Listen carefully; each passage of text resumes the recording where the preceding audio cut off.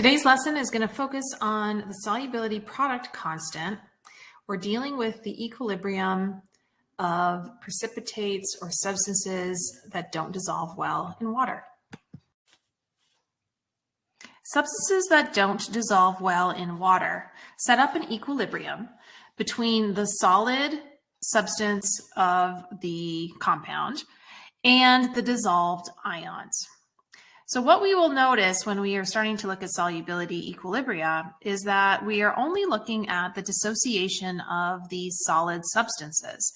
So we're not actually dealing with a chemical reaction per se. This is just a physical change in which we go from a solid substance into an aqueous. As we break down the solid ions into their two respective ions, we take note of the chemical formula, and we notice that we would only have one silver ion, one chloride ion that would get released. If we had a different chemical formula, it might work out that we have a couple of extra ions or different ratios of ions that are released as the substance dissolves in water. The other thing we want to notice is that if we look down here, the amount of solid that we have in our solution really doesn't impact the number of dissolved ions. So there are two dissolved ions coming off, and that's all that's going to come off of this particular solid.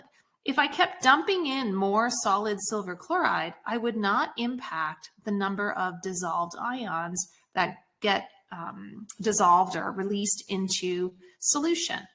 So as long as we keep temperature the same and the volume of water the same, the amount of initial silver chloride that we have over here really doesn't impact the amount of ions that get dissolved. So one of the nice things with solubility equilibria is that we don't need an ice chart. Okay, we will eventually, depending on different scenarios that we can look at. But when you're just looking at a solid dissolving in water, we don't need an ice chart. And all we're worried about is how do these ions dissolve or dissociate into water. This is a 1-to-1 ratio, so we can just assign each of those ions an X value and then determine how much gets released as a result. So when we write our KEQ expression, we know that KEQ is equal to the concentration of products divided by our concentration of reactants. Well, our products in this case are the two ions, and the reactant that we have is the solid silver chloride. So the good news is again, we don't really care about that concentration because it doesn't matter how much solid silver chloride I have. The assumption is made that I have enough to saturate the solution and reach an equilibrium. So we don't even need it in the term. And now what happens is we change this KEQ expression, and we're going to call this now a KSP equation. Let me get my marker back, KSP. And the reason that we call it an SP is that stands for solubility product. Okay, you see it right down here. And this is because we're now talking about solubility of substances, and we're actually dealing in a mathematical term with a product. Okay, a product in math means that you're multiplying two substances together. So what we can do is we can actually calculate this dissolved ion concentration of silver chloride. Often in chemistry, we are assuming, making a couple of assumptions. We're often assuming 25-degree temperature, okay, 25 degrees C temperature, and that allows us to assume a constant dissociation all the time. So in your lab or in your data books, you can go to the KSP chart that's at the back. You can look up the solubility or the KSP value for silver chloride because it's the same all the time at 25 degrees. And then we can set up the KSP expression and calculate for X. So again, we'll rewrite that KSP is equal to the concentration of silver ion times the concentration of chloride ion. We look up the K value and we see that it's 1.8 times 10 to the negative 10. Okay, this is a very small K value, and this makes sense. We are largely dealing with reactants here. These substances don't dissolve well, so you have very few ions that come off. We're going to sub in silver concentration as X, and then chloride as X. So we end up with 1.8 times 10 to the negative 10 equaling x squared.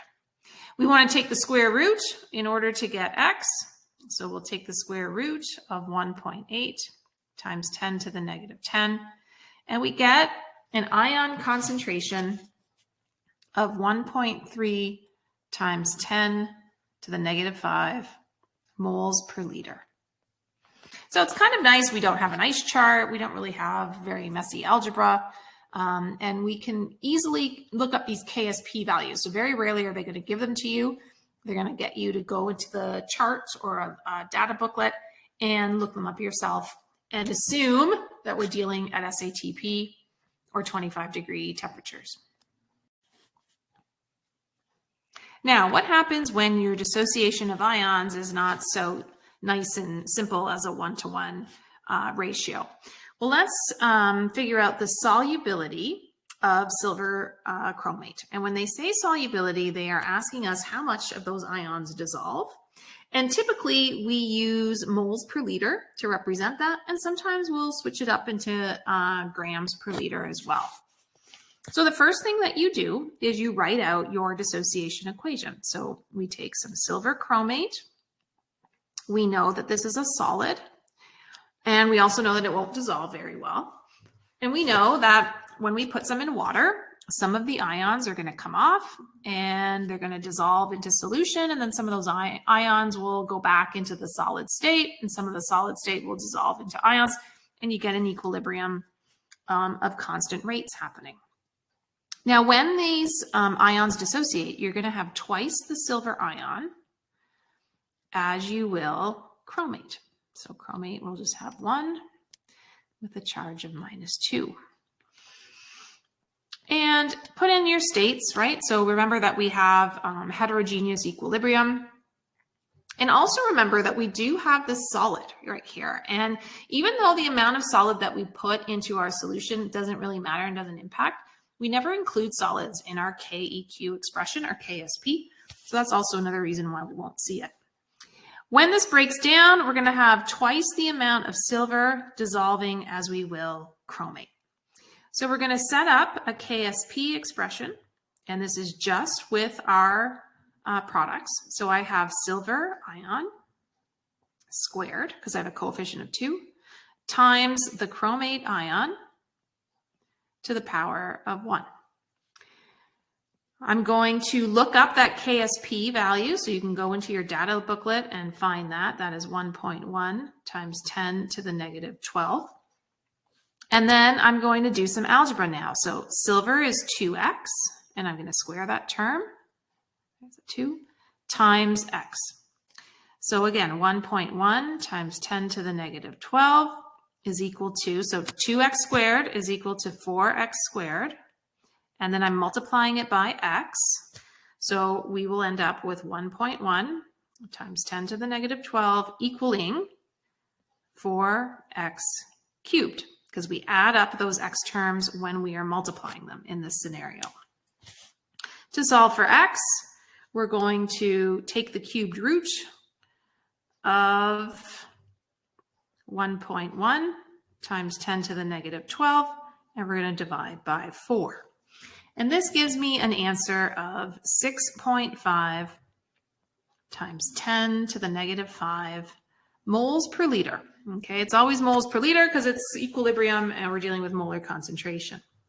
Now, they also asked me to solve for grams per liter. So notice that it's still a per liter, so I don't have to really worry about anything with the liter unit, but I do need to switch moles into mass. So for us to switch moles into mass, mass is equal to moles times the molar mass. So all I have to do is multiply by the molar mass of silver chromate. So silver chromate's molar mass is 331.74 grams per mole. And then when I multiply that through, I can get a solubility of 2.2 times 10 to the negative 2 grams per liter. Now keep in mind, if you're using a KSP value that goes to 2 decimal places, your answers might be slightly different than mine, so just be aware of that. We're now going to get you to calculate the KSP of, or sorry, not the KSP, the solubility of nickel 2 phosphate, both in moles per liter and in grams per liter. And the answer that you should be getting based on the KSP value in your data booklet will be, so there's your answer there, 2.13 times 10 to the negative 7 moles per liter, and terrible arrow, 7.80 times 10 to the negative 5 grams per liter. And these values now are using KSP that goes to 3 significant figures. So again, if you're using a value that only goes to 2 significant figures, please be aware your answer might be slightly different. Let's do an example that is the opposite of what we just saw. And here we're going to calculate the KSP for magnesium fluoride, and they give us the solubility, and you can see it's rather small, so it's only 0.00172 grams per 100 mil. So remember that for KSP, we need molar concentration, okay? And I don't have molar concentration. So my very first step is to calculate, I'll just do it up here. I need to calculate the molar concentration of magnesium fluoride. And in order to do that, I need to have a mole value divided by my volume in liters. So I have 100 mils, that's an easy switch, and then I have to figure out my moles. So off to the side here, I'm just going to figure out the moles of magnesium fluoride first. And I have that mass given to me, and I'm going to divide it by the molar mass in order to get the moles. So 0.00172 is my gram amount. And then we're going to divide by the molar mass of magnesium fluoride. Make sure you have the right formula. And you get 62.31 grams per mole. This gives me a small mole value, which makes sense, right? Not a lot of this stuff dissolves. So 2.7604 times 10 to the negative 5 moles. And then I'm going to come over here, I'm going to sub that in, 2.7604 times 10, I'm running out of space, times 10 to the negative 5 mole. And I'm going to divide that by my volume in liters, which is 0.100 liter. And I get a molar concentration of 2.7604 times 10 to the negative 4 molar. Okay, so lots of times with solubility equilibria, they will force you to do some conversions like this in order to get to a molar concentration and then carry on. So once we know that, we now can set up our dissociation. So we're going to take some magnesium fluoride in the solid state. We're going to assume that it sets up saturation, and we're going to have magnesium ion plus twice the fluoride ion dissolving. So we end up with X and 2X once we have hit saturation or equilibrium. We're going to set up our KSP expression, and we're going to solve for KSP. So we have the X value, right? We just solved for the X value right there. And we're going to set up our expression. So we've got magnesium ion times fluoride ion squared. Don't forget that because there's a 2 in front. And we're going to set up our X, or substitute our X values in. So I have X for magnesium. I have 2X squared for fluoride. And then collectively, I end up with 4X cubed. Now remember, we have the X term. Okay, so we can take 4 times 2.7604 times 10 to the negative 4 cubed. So as we go through to solve that, make sure you're taking that X term right here, raise it to the power of 3, then multiply it by 4, and then you should get a value, and we have to round to sig figs, which looks like there's 3, of 8.41 times 10 to the negative 11 for our KSP value. So very small K values telling us that we're favoring those reactants, which again is the solid state telling us that not a lot of this dissolves.